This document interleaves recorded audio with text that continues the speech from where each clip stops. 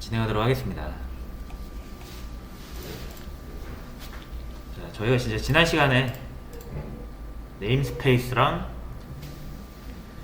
뭐 이런 거 출력, 입력, 그리고 C++에서 C에서 사용하지 않던 C++에서만 사용하는 새로운 타입들, 자, 이런 내용들 한번 같이 알아봤었고요. 자, 오늘도 한번 C 언어와 또 차이점이 어떤 게 있는지 살펴보도록 할게요. 자, 일단 변수를 선언하는 방법인데 요거를 한번 설명볼게요.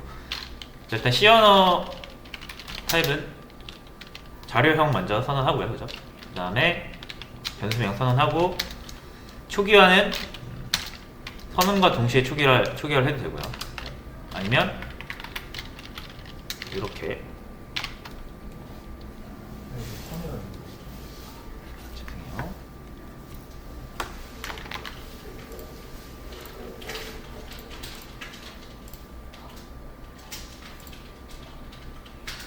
네.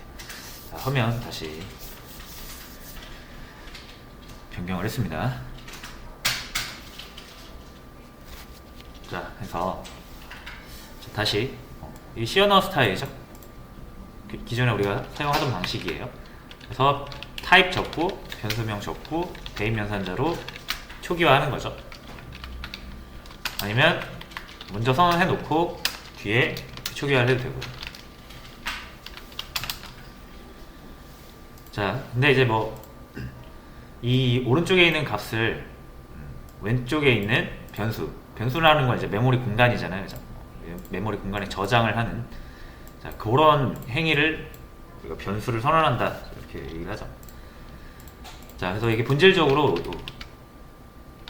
다른 곳에 있는 값을 복사해서 새로 만든 변수, 새로운 공간에다가 대입을 하는 거기 때문에 이걸 복사 초기화라고 보통 부릅니다. 복사 초기화. 요거 값을 복사해서 초기화한다. 자, 마찬가지로 C++에서도 복사 초기화가 있어요. 똑같이 사용이 가능합니다. 표현도 정확히 일치해요. 자, 근데 C++만의 초기화 방법이 두 개가 더 있습니다. 그래서 그거 한번 살펴보고요. 직접 초기화라는 것과 균일 초기화라는 게 있거든요. 자, 일단 직접 초기화는 이런 식으로 들어가요.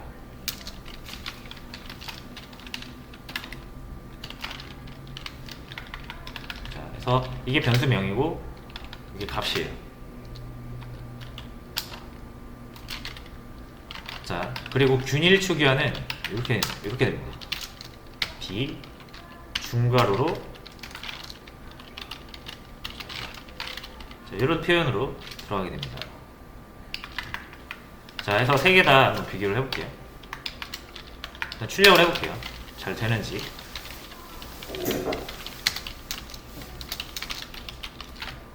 이렇게 A 출력하고 C, D, 자, 이렇게 출력을 할 건데,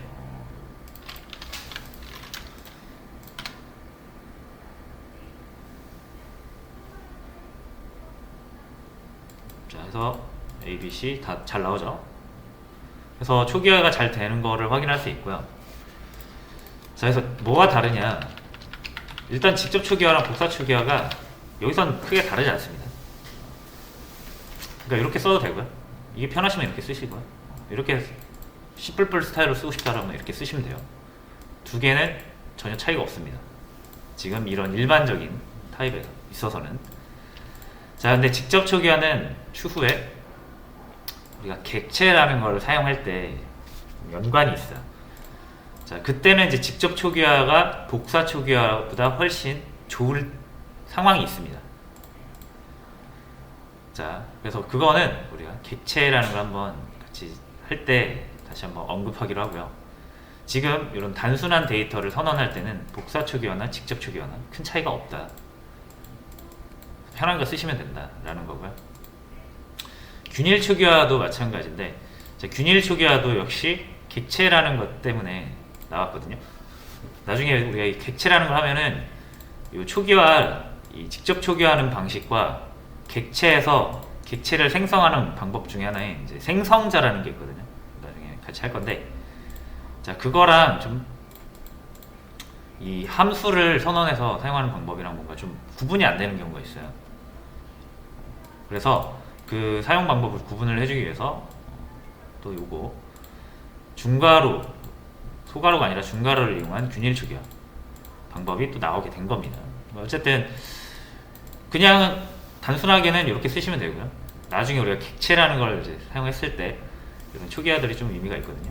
그래도 일단은 이런 게 있다라고 먼저 알아두시면 될 것 같고요.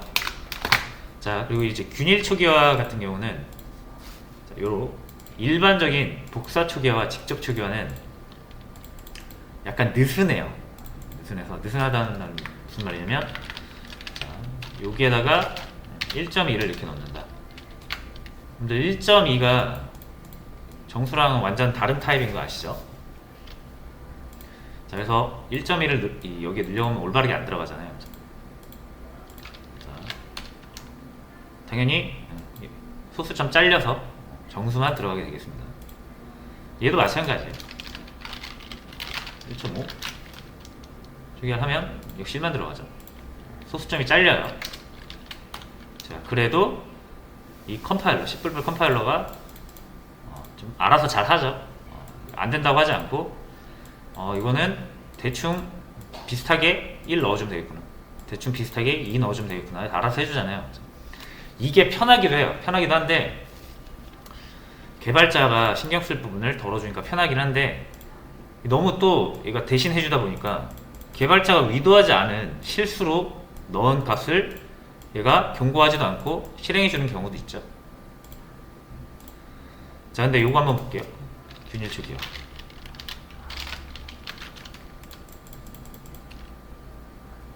에러 나죠.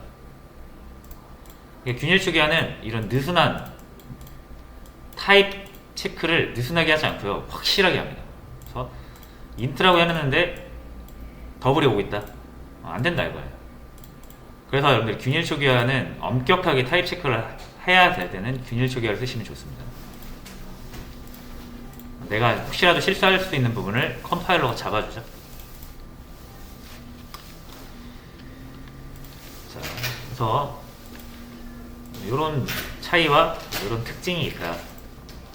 변수를 초기화하는 방법이 3가지가 존재하면서, 균일 초기화 같은 경우는 타입을 엄격하게 체크하는 경향이 있다.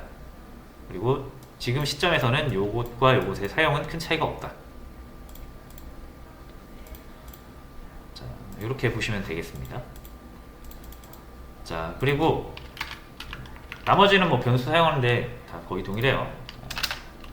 똑같이 포인터 변수도 사용할 수 있고요. 자, 포인터 변수도 동일하게 사용 가능합니다. 시언어 때랑. 그래서 A의 주소 이렇게 딱 가져와서 그냥 사용하시면 돼요. 마찬가지로 요거를 그냥 다루게 되면은 주소값인 거고, 앞에 참조연산자 별을 붙이면 값을 다루게 되는 거고요. 그죠? 그래서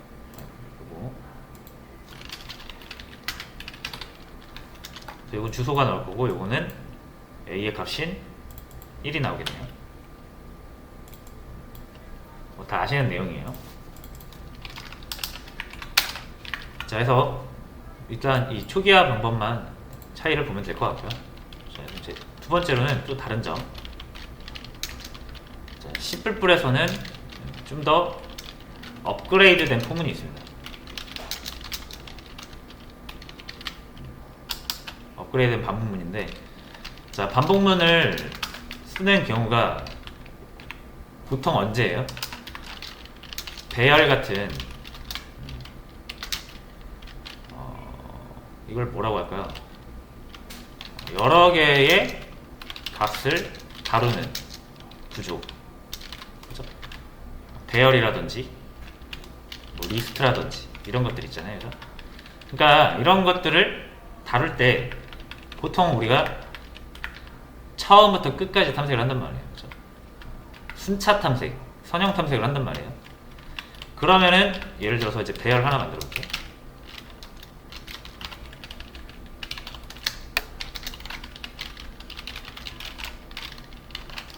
자, 이런 식으로 배열을 만들 수 있잖아요. 그죠?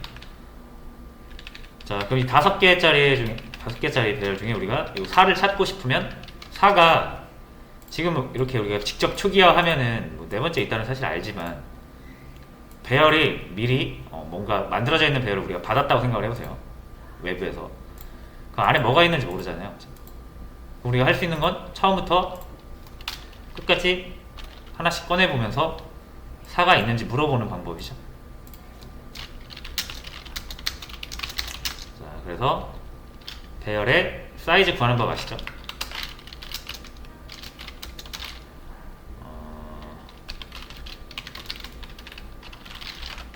배열 크기 나누기 인트형 배열이니까 인트 크기 구해서 사이즈 구할 수 있죠.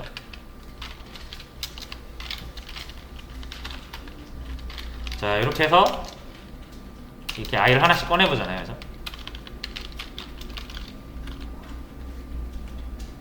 그러면 이렇게 i가 아니죠. 죄송해요. ARR의 i 번째가. 자, 그래서 1, 2, 3, 4, 5 이렇게 5개 나오는 건데 이제 여기서 ARR의 i 번째 값이 4입니까? 이걸 계속 물어봐야 되는 거죠. 그래서 그때만 이제 4를 출력해주면 되는데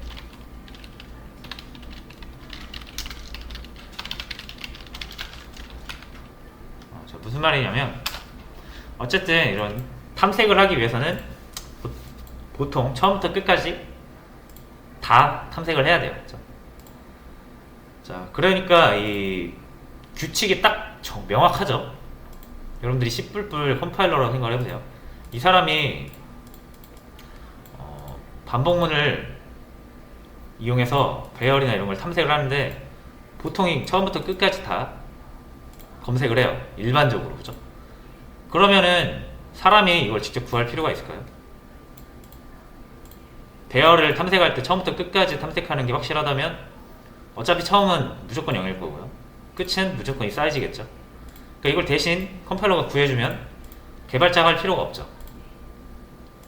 그렇죠? 그래서 범위 기반 반복문이라고 불러요. 범위가 딱 정해져 있는 거죠. 요소, 우리가 탐색하려는 배열의 이 개수만큼 범위가 딱 구해져 있으면 범위 기반이라고 하는 거죠. 우리가 이런 거를 구할 필요가 없어요. 사이즈 같은 거. 그죠? 그냥 처음부터 끝 무조건 이게 딱 규칙이잖아요.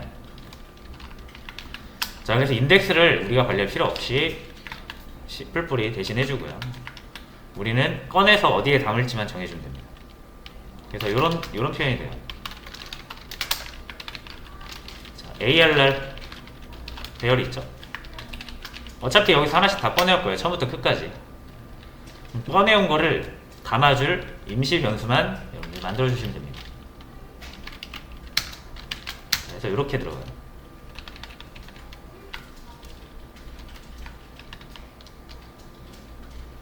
자, 그럼 ARR이 인트형 배열이잖아요. 그죠? 꺼내면 인트가 나올 거죠. 인트 변수로 만들어주시면 자, 이 반복문은 ARR의 첫 번째 요소부터 꺼내서 여기다 담아줍니다. 그리고 이 코드 블록이 실행이 돼요. 끝나면 이제 여기서 그 다음 요소를 역시 여기다가 다시 담아줘요. 그리고 또 실행을 하고 이거를 계속 반복을 하는 거예요. 결국 TMP에 ARR의 모든 요소가 한 번씩 담기겠죠. 그러면서 한 번씩 실행이 될 거예요.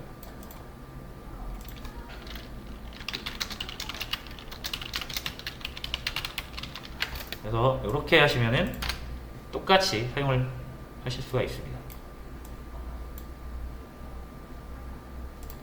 이게 훨씬 편하잖아요. 그죠? 어차피 우리가 이거 0부터 사이즈까지 이거 굉장히 많이 썼잖아요. 그죠? 그러니까 이렇게 쓰는 경우가 굉장히 많으니까 아예 문법적으로 제공을 한 겁니다.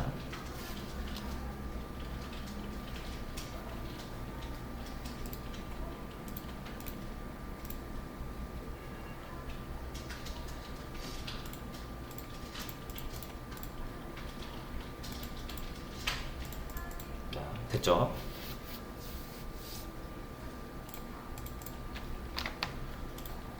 자, 그리고 하나만 더, 이제 변수가 이렇게 선언 방법이 여러 개 있다라는 것과 또 이런 범위 기반의 반복문이 있다라는 거. 자, 그러면 이제 이거 한번 살펴볼게요. 또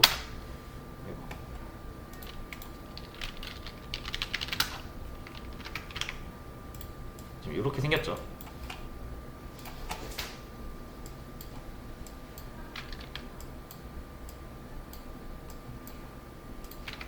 그래서 1, 2, 3, 4. 자, 요거에 지금 ARR이라고 해보고요. 자, 이제 여기서 이제 배열 안에 있는 값들을 이제 접근을 해서 여기 있는 값들을 수정을 할 수도 있겠죠. 자, 그래서 여기에 있는 값들을 1씩 증가를 시키고 싶어요. 1씩. 자, 그러면은 여기서는 이렇게 하시면 되죠. ARR에 i번째 뿔뿔.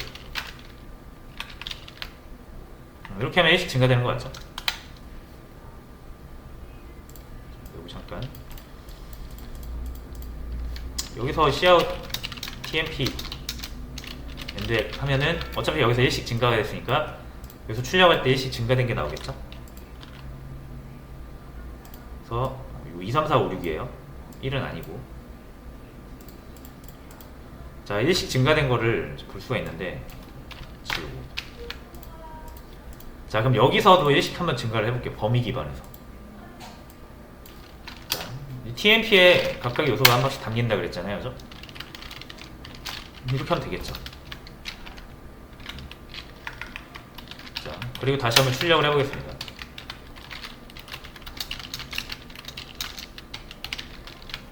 보시면 요거 때문에 지금 증가가 된 것처럼 보이는 거고, 자, 요거를 잠깐 주석 처리해서 요걸로 한번 볼게요. 요것도 잘 되는지. 안 되죠. 증가가 안 되죠. 왜 그런지는 다 아실 거예요. 시연을 다 해보셨으니까. 자, 요 TMP는 요 1, 2, 3, 4, 5를 가리키는 게 아니죠. TMP는 1, 2, 3, 4, 5를 복사한 복사본이죠. 그래서 요 int 앞에 붙이는 거는 변수를 새로 만드는 거잖아요. 얘는 반복문이 돌 때마다 만들어졌다가 반복문 끝나면 사라졌다가 다시 시작할 때 다시 한번 만들어졌다가 또 사라졌다가 다시 만들어졌다가 사라졌다가 하는 이 포문 안에서는 지역 변수가 되겠습니다. 그죠? 자, 그래서 ARR의 값을 여기서부터 범위 기반 포문이 이렇게 하나씩 옮겨가면서 값을 꺼내줄 거 아니에요. 그죠? 그래서 어디에 담아준다? TMP라는 곳에 담아준다. TMP라는 건 이제 새로운 변수인 거죠. 자, 그래서 요거는 어떤 의미다? ARR의 첫 번째 값부터 여기에다가 복사를 해주는 거예요. 그렇죠? 그리고 나서 TMP를 뿔뿔 해봐야 뭐를 얘를 증가시키는 게 아니라 얘가 2가 되는 거죠. 그리고 이 수행문이 끝나고 나면 어떻게 돼요? 사라져요.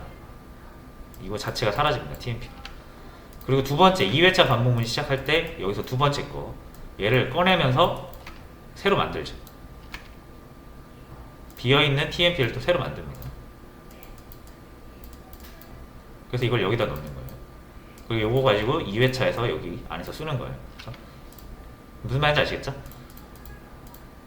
그래서 ARR에 있는 이 원래 값들을 범위 기반 포문을 이용해서 접근을 하시려면 안 되는 거죠. 이게.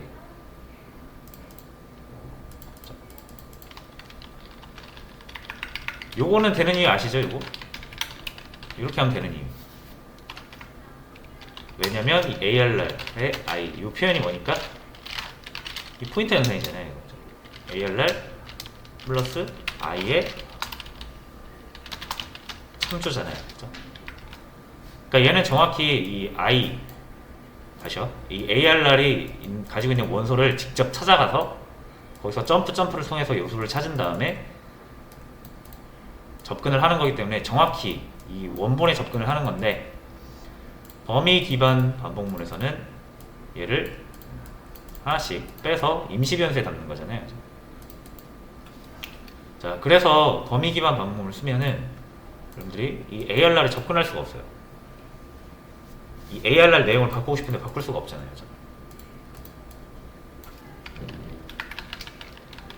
자, 포인터 변수도 못 쓰죠. 주소를 어떻게 얻어올 수가 없잖아요. 자, 그래서 그러면은 우리가 그냥 출력할 때만 범위 기반 반복문을 쓰고 반복문 안에 내용을 수정을 하거나 할 때는 그냥 이렇게 써야 되는 건가 보네요 라고 생각을 하실 수 있는데, 자, 그래서 여기서 나오는 게 뭐냐면 참조 변수라는 게 나와요. 참조 변수는 C++에서 이제 새로 만들어진 개념인데요. 일단 요거 분석 처리해서 지울게요. 참조 변수가 뭔지 한번 볼게요. 참조라는 게 뭔지 아실 거예요. 아까도 보셨다시피 int a가 있고요. 여기다 10을 넣어요. 자, 그리고 자, 이렇게 넣었을 때 우리가 cout을 해서 b를 출력을 하면 근데 당연히 뭐가 나옵니까?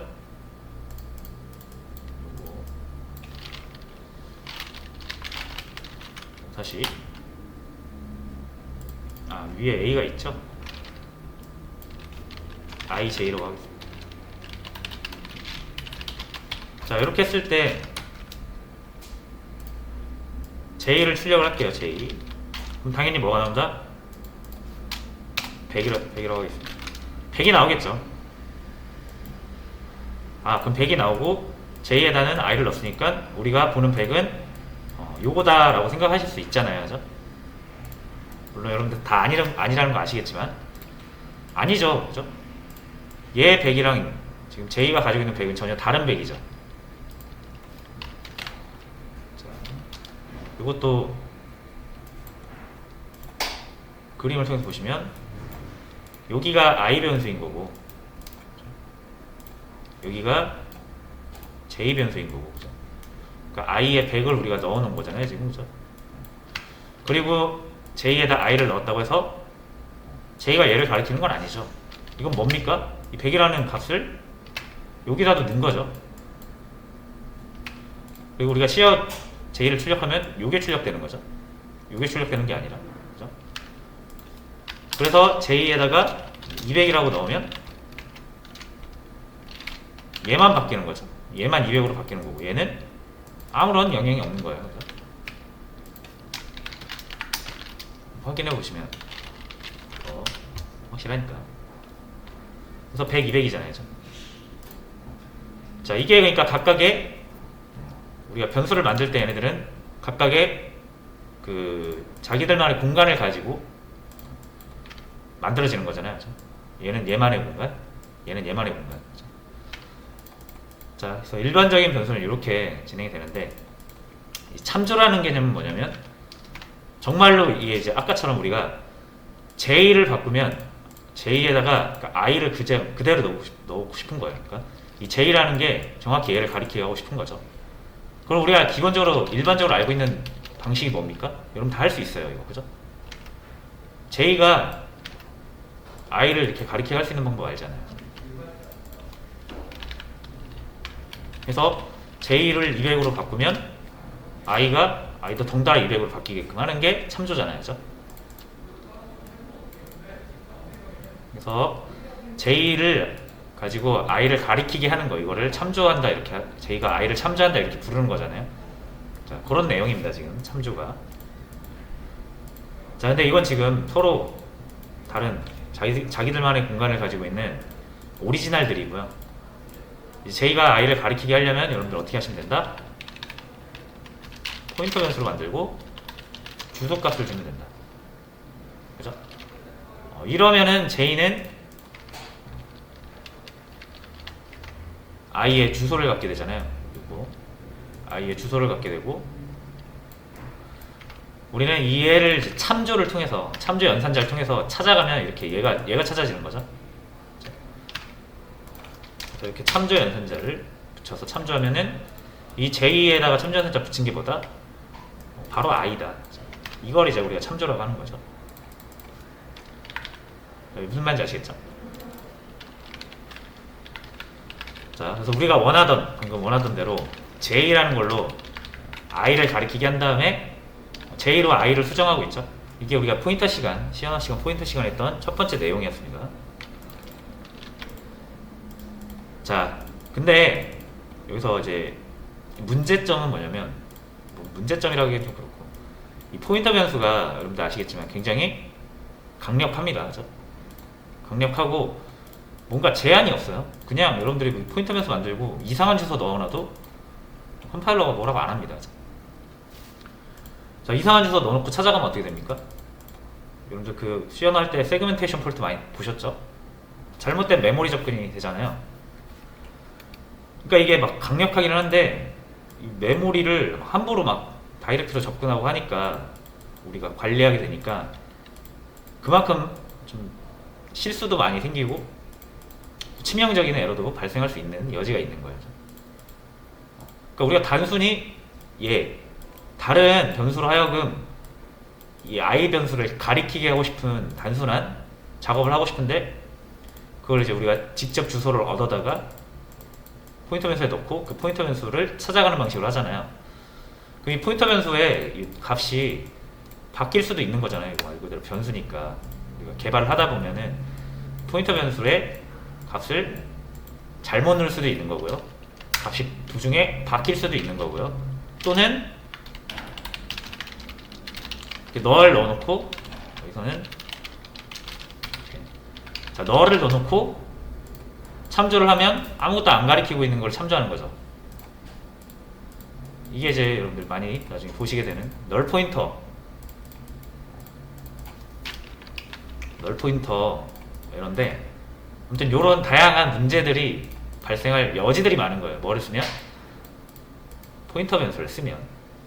그 포인터 변수를 써야 되는데, 이런 작은 일에 닭 잡는데 소 잡는 칼을 쓰면 힘들잖아요. 그렇죠? 실수도 많이 나올 수 있고. 자, 그래서 단순히 이렇게 다른 변수로 하여금 원래 변수를 가리키게 하고 싶은 거 있죠? 이거 하는데 포인터 변수 이렇게 귀찮게 쓰지 말자라고 해서 나온 게 참조 변수입니다. 자, 그래서 특정 변수를 가리키는 전용 변수 하나 만드는 거예요. 자, 그래서 일단 두 개 한번 비교를 해볼게요. 요건 다 아시는 내용이고, 자, 이렇게 해서 j 가지고 200으로 바꿨는데 i가 200으로 바뀌죠. 왜냐면 j는 i를 참조하고 있으니까. 자, 근데 이 방식 말고 참조 변수 한번 이용해 볼게요. 아까 우리가 이런 식으로 했었거든요. j는 i를 가리켜라. 근데 이렇게 하면 복사가 이루어진다 그랬죠? i의 값이 j의 오리지널 복사가 된다 그랬는데, 이거를 아까 우리가 이해한 것처럼 i를 j에 넣으면 j가 i를 가리키게 할 수 있어요. 여기다가 앰퍼센트 붙이면 되고요. 요게 이제 참조 변수입니다. j가 참조 변수고요. j가 참조하고 있는 변수는 i예요. 그럼 j에다가 이렇게 300 넣으면 어떻게 된다? j가 여기 하나 있죠? j2라고 하겠습니다. j 여기 하나 있으니까 j2에서 300 하면 어떻게 된다? i가 300으로 바뀐다. 훨씬 더 직관적이고 편리하죠. 여러분들이 뭐 주소를 뭐 따로 저장하고 다시 찾고 할 필요가 없어요. 그죠? j2는 i다라고 알려주면 끝입니다. 그러면은 C++ 컴파일러는 j2 보면 얘는 i구나, i는 100이구나 라는 걸 이제 알 수 있는 거죠. 자, 그래서 요게 이제 참조 변수고, 요거 붙이고 안 붙이고 차이를 아시겠나요? 안 붙이면은 j2라는 전용 공간이 생기고 거기에 i의 값이 복사가 되는 거고요. 붙이면은 j2는 그냥 i의 다른 변수명이라고 보시면 됩니다. i라는 변수가 100이라는 값이 두 개의 변수명을 가지고 있는 거죠. i와 j2. 자, 그래서 이제 이렇게 하게 되면 뭐가 가능하다? 다시 범위 기반 폭문으로 돌아올게요.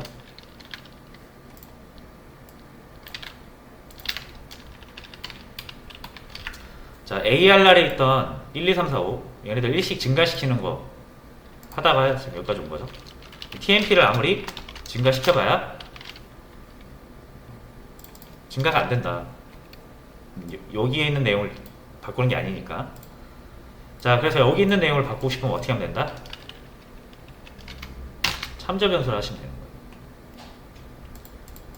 그럼 여기 있는 내용을 꺼내서 여기 담을 때 이 TMP가 가리키는 게 정확히 이 변수 안에 있는 요소 있죠? 여기를 가리키게 되는 거예요.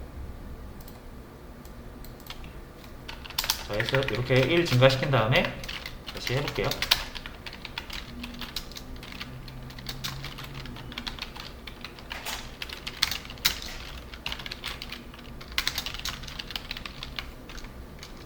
이 밑에 거 두 개 보시면 돼요. 3, 4, 5, 6, 7. 그렇죠? 왜냐면 여기서 1씩 증가했으니까 1, 2, 3, 4, 5가 2, 3, 4, 5, 6으로 여기서 바뀌었을 거고, 여기서 우리가 참조 변수를 이용해서 또 여기 안에 있는 내용을 접근해서 1씩 증가시켰죠. 그래서 3, 4, 5, 6, 7이 나오는 거예요. 요거 지우고 하면 어떻게 된다? 2, 3, 4, 5, 6이 나오겠죠? 증가 안 돼서. 그래서 이런 식으로 확인을 할 수가 있고요. 자, 그래서 일단 이 내용을 이렇게 좀 정리를 하고 이제 여러분들이 문제풀이를 통해서 좀 정리를 하는 시간을 가지면 될 것 같습니다. 변수 선언 방법, 범위 기반 반복문, 그리고 참조 변수. 그래서 일단 이렇게